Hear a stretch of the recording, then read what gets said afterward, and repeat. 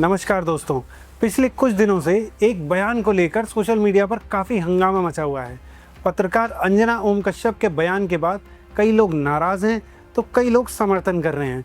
कई लोग इस मुद्दे के बारे में पूरी तरह जानना चाहते हैं।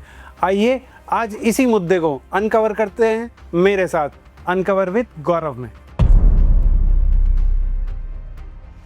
सबसे पहले एक बात मैं साफ कर दूं, इस वीडियो का उद्देश्य किसी शिक्षक का अपमान करना नहीं है।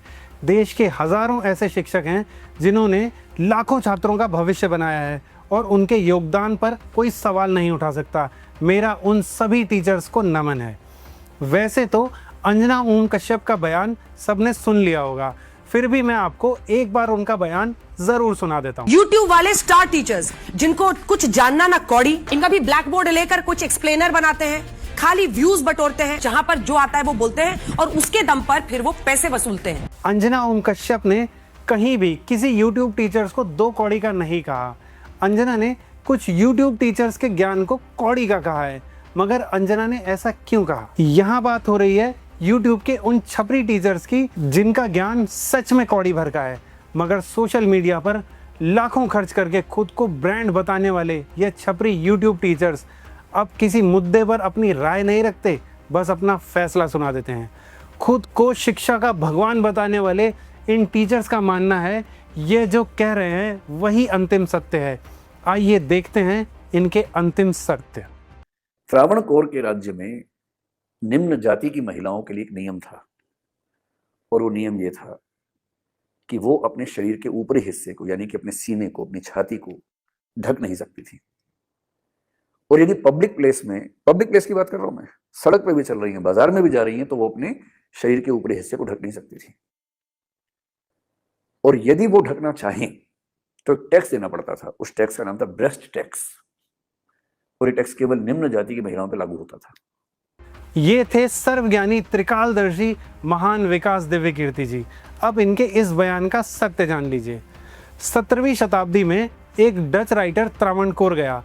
वहाँ उसने देखा कि रानी और उसके साथ की महिलाओं ने अपने ऊपरी हिस्से में कोई कपड़े नहीं पहने हैं। उसने उनका एक चित्र भी बनाया, मगर उसने कहीं नहीं कहा कि रानी के ऊपर ब्रेस्ट टैक्स लगा हुआ है। तो अब ये कहानी आई कहाँ से? सबसे पहले ये कहानी छपी पायनियर नाम की एक मैगजीन में, जिसके ऑथर थे सी रामकृष्णन। रामकृष्णन से जब ये पूछा गया कि इस स्टोरी का सोर्स क्या है, तो उन्होंने कहा मैंने ये एक फोकलोर यानी दंत कथा के आधार पर कहानी लिखी थी।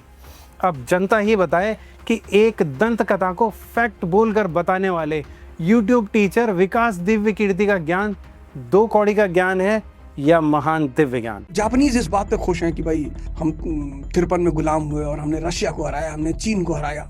हम इस बात पे खुश हैं कि हमारे देवताओं ने असुरों को मारा। कब? कौन मारा बे? हमने बाणासुर को मारा। अरे कहाँ मारे हो बताओ। जापानी कितनी अच्छी बात पे खुश है। अवध प्रताप ओझा का ज्ञान भी विकास दिव्य कीर्ति से कम नहीं है। जापान से भारत के योद्धाओं की तुलना करते समय वो 18वीं शताब्दी से सीधा पौराणिक कथाओं में पहुंच गए।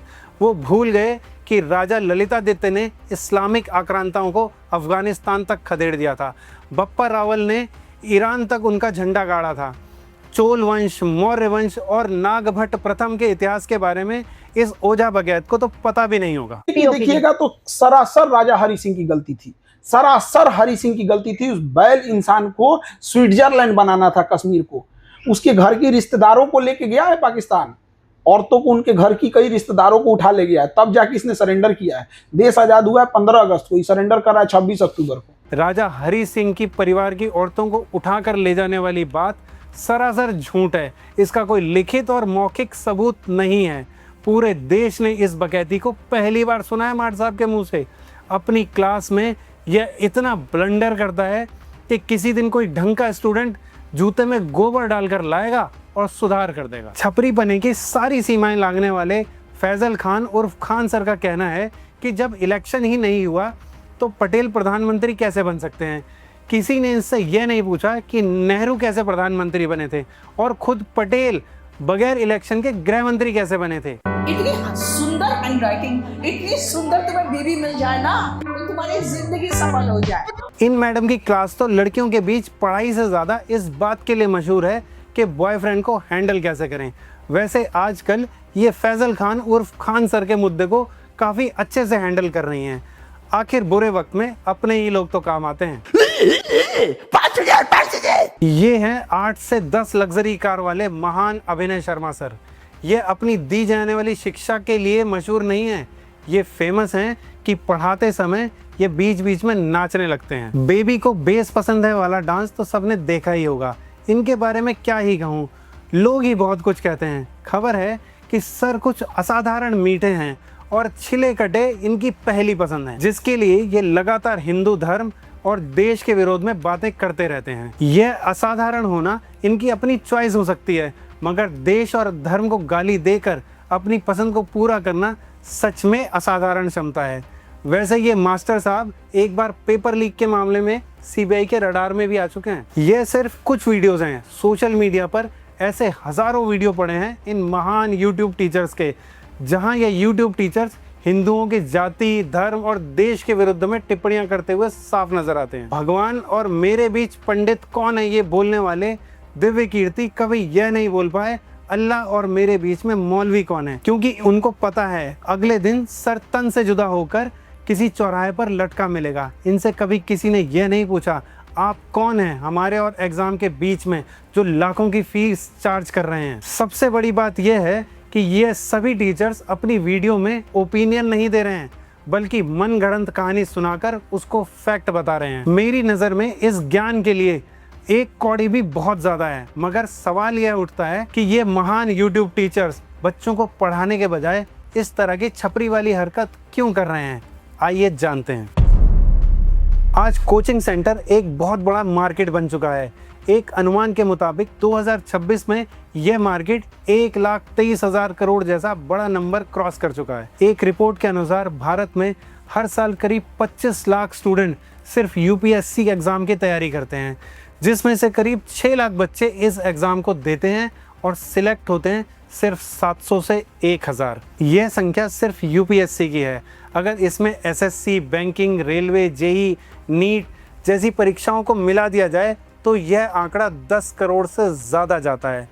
यह 10 करोड़ वो स्टूडेंट हैं जो अपने माता पिता की गाढ़ी कमाई या अपना घर और ज़मीन बेचकर इन महान यूट्यूब टीचर्स को देते हैं। मगर ये छपरी यूट्यूब टीचर्स उनके सपनों को पूरा करने के लिए शिक्षा देने के बजाय लफाजी करते हैं, जिससे उनका चेहरा सोशल मीडिया पर चमकता रहे और स्टूडेंट सोशल मीडिया पर इनकी लफाजी में फंसकर इनको मोटी फीस पे करते रहें। जो स्टूडेंट लाखों की फीस देकर इनके कौड़ी भर के ज्ञान को लेकर एग्जाम दे रहे हैं, वो कहाँ पहुँच रहे हैं। हर साल स्टूडेंट से करोड़ों की फीस लेने वाले इन लफाज यूट्यूब टीचर्स के कितने स्टूडेंट सिलेक्ट होते हैं, ये आंकड़ा सुनकर आपको सबसे बड़ा झटका लगने वाला है। खान सर और उनके जैसे महान यूट्यूब टीचर्स का दावा है कि वो हर साल लाखों बच्चों को सरकारी नौकरी के लिए तैयारी करवाते हैं। अगर सबको मिला लिया जाए तो यह सभी यूट्यूब टीचर्स करोड़ों रुपए बच्चों की फीस लेकर आईएएस, आईपीएस और सरकारी नौकरी का सपना दिखाकर तैयारी कराते हैं। मगर कभी सोचा है सिलेक्शन का रिजल्ट क्या आता है? ये रिजल्ट है 0.2%, जबकि 98% सरकारी नौकरी से सिलेक्ट होने वाले कैंडिडेट सेल्फ स्टडी करके पास होते हैं। आईएएस और आईपीएस जैसी परीक्षा में भी इन टीचर्स का योगदान 5% से ज़्यादा नहीं है। इन 5% में से ज़्यादातर बच्चे कई अलग अलग जगह से कोचिंग कर रहे होते हैं। साथ ही उनके परिवार में भी कोई ना कोई उनकी सहायता के लिए होता है। मगर सोशल मीडिया के दौर में खुद को महान शिक्षक और समाज सेवक बताने वाले ये महान टीचर्स खुद को भगवान से कम नहीं समझते। बच्चों से करोड़ों रुपए की फीस और रिजल्ट सिर्फ 0.2%। ये एक तरह का फ्रॉड है। इसी फ्रॉड के खिलाफ देश में पहली बार बड़े मन से एक आवाज़ उठी है। उस आवाज़ का नाम है अंजना ओम कश्यप। जब इन यूट्यूब टीचर्स का रिजल्ट 0.2% से भी नीचे है तो क्यों होती है इनके पास इतने स्टूडेंट की भीड़? आइए जानते हैं। सोशल मीडिया का इस्तेमाल करके कोचिंग के इन महान लफाज समाज सेवकों ने यूपीएससी जैसी परीक्षाओं और सरकारी नौकरी का ऐसा भोकाल बनाया कि छोटे छोटे बच्चे भी उनको देखकर बड़े पद के लालच में इनके पीछे भागने लगे। उनको लगने लगा कि अगर आप सरकारी नौकरी नहीं करते तो आप कुछ नहीं हो, आपकी कोई इज्जत नहीं है। इसी भ्रम जाल में फंसे आंखों में नीली बत्ती का सपना लिए आने वाले छात्रों से सपने के बदले लाखों रुपए की फीस लेकर सिर्फ उनके साथ धोखा ही नहीं करते, ये उनके सपने के साथ साथ उनका भविष्य भी छीन लेते हैं। इनसे पढ़कर जाने वाले 90% से ज़्यादा स्टूडेंट्स मजदूरी करने को मजबूर होता है, क्योंकि उसका अपना घर ज़मीन बेचकर वो इनको दे चुका होता है और सरकारी नौकरी ना मिलने पर वो डिप्रेस्ड और समाज से हंसी का पात्र बन चुका होता है। इनका अपना एक तंत्र है, सोशल मीडिया पर एडवर्टीजमेंट करो, लफाजी करो और बन जाओ कोचिंग माफिया से समाज सेवक। सोशल मीडिया पर प्रचार किया जाता है कि फीस सिर्फ 200 रुपये है, मगर वो सिर्फ एक जाल है। धीरे धीरे यह फीस लाखों रुपए तक पहुंच जाती है। आज इन्हीं तथाकथित समाज सेवकों की लफाजी वाली सेवा पर एक नारी ने चोट की है। अंजना ओम कश्यप ने किसी भी शिक्षक को 2 कौड़ी का नहीं बोला, मगर जितने भी 2 कौड़ी के शिक्षक हैं, जिनको पता है उनकी दी जाने वाली शिक्षा का स्तर और रिजल्ट 2 कौड़ी का भी नहीं है, उनको मिर्ची लगनी शुरू हो चुकी है। अंजना ओम कश्यप ने जो कहा वो 2 कौड़ी की लफाजी करने वाले तथाकथित ज्ञान सरोवर और ज्ञान के नाम पर लूट करने वालों पर सीधा प्रहार है। जो जितना बड़ा लफाज है, अंजना ओम कश्यप के बयान से वो उतना ही तिलमिलाया हुआ है। फैजल खान उर्फ खान सर ने अभी कुछ दिनों पहले अपने इंस्टीट्यूट के बाहर जो गोलीकांड किया है, वो एक शातिर अपराधी और माफिया ही कर सकता है।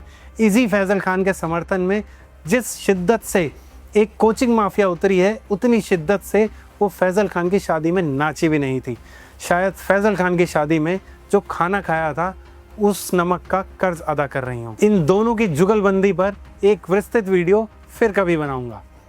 दोस्तों, आपको ये अनकवर कैसा लगा? जिसको गाली देनी है वो गाली दे सकता है, जिसको अपनी राय देनी है वो राय दे सकता है। कमेंट बॉक्स खुला है। इन 2 कौड़ी से भी नीचे का रिजल्ट देने वाले तथाकथित समाज सेवी टीचरों की तरह कमेंट बॉक्स बंद नहीं है मेरा। नमस्कार।